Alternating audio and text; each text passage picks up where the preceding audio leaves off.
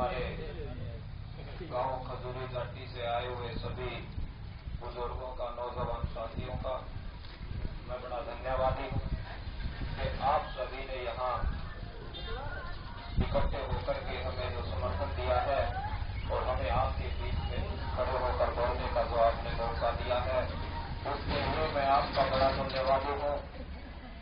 और कल मैं वहाँ ऑफिस में नहीं था, लेकिन हमारे ये सरपंच साहब डिक्रा से हैं, ये ऑफिस में थे, तो उन्होंने बताया कि जो युवा लड़के हैं खजूरी के, वो हमें समर्थन देना चाहते हैं।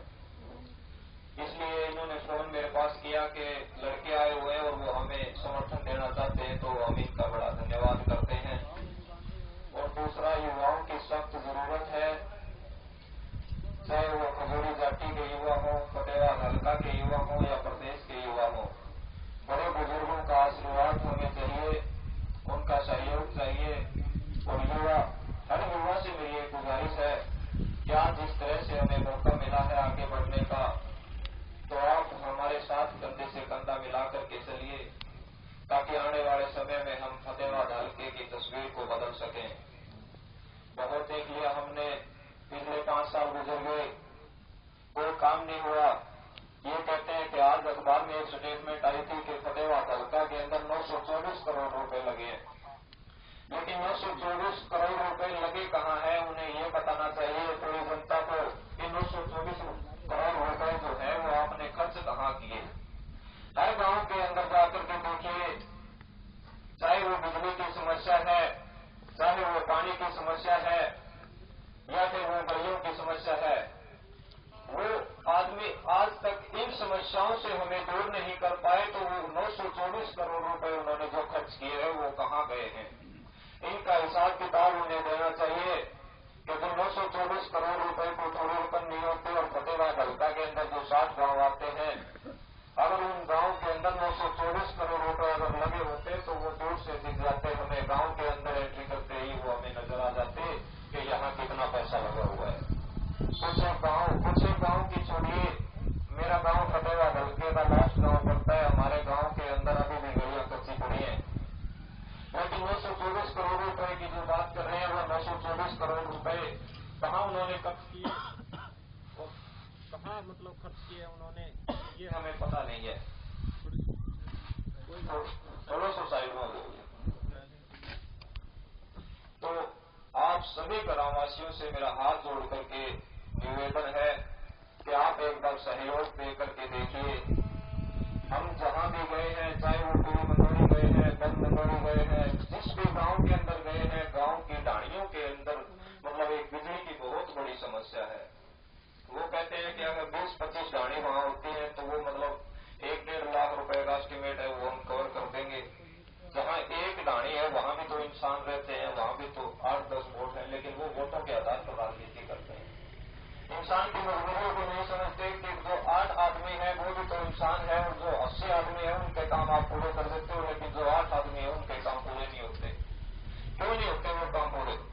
क्योंकि लगन नहीं है। अब कुछ दिन पहले हमारे गांव की पंचायत गई माननीय अशोक कंवर के पास कि हमारे गांव के अंदर जो युवा है वो खेल करना चाहते हैं, और आप एक बार आगे के उनको उनका सहयोग करें और जो रिबन है वो आप काट दें अपने हाथों से। लेकिन बताऊंगा, सोचूंगा, मेरे पास टाइम नहीं है गांव के अंदर आने के लिए। हमारे गांव के अंदर 5 साल से एक दिन भी वो हमारे गांव के अंदर नहीं आए। पहले चुनाव के दौरान आए, उसके बाद अब फिर चुनाव के दौरान आए। उन्हें टाइम नहीं है, लेकिन जब चुनाव होते हैं तो वो 15 दिन के अंदर पूरे के पूरे हल्के कवर कर देते हैं, और एक बार नहीं वो 2-2 बार हल्के पूरे कवर कर देते हैं। लेकिन बीच का जो टाइम होता है, जो हमें काम करवाने का टाइम होता है, उस दौरान वो सिरसा या फिर चंडीगढ़ या फिर दिल्ली, 3 जगह पर वो रहते हैं। लेकिन टाइम होता है, सबको होता है टाइम। ऐसा नहीं है कि जो प्रधानमंत्री है वो तो पूरे देश को संभाल रहे हैं, इनको तो एक हल्का संभालना है, वो हल्के को नहीं संभाल सकते।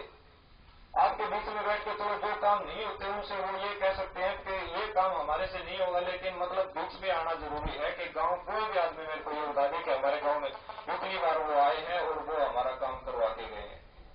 मेरे खुद के गांव में नहीं आए, मैं एक बार उनके पास गया, लेकिन कोई इज्जत नहीं करनी किसी भी बंदे की। उन्होंने मतलब ये समझ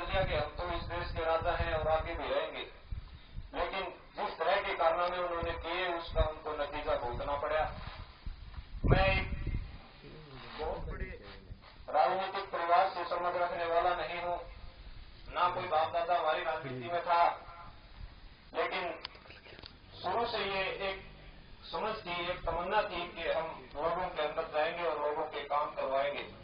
आज से पहले चलो आज मेरे हाथ में कुछ नहीं है, लेकिन जैसे ही हमारे परम आदरणीय बड़े भाई गोपाल कांडा जी ने हमें जो आशीर्वाद दिया, हमें जो यहाँ फतेहाबाद हल्का की जो जिम्मेदारी दी कि आप लोगों की समस्याएं सुनिए, जो काम हमारे पहले होने चाहिए वो पहले हो जाएंगे, जो चुनाव के बाद होने वो चुनाव के बाद भी होंगे।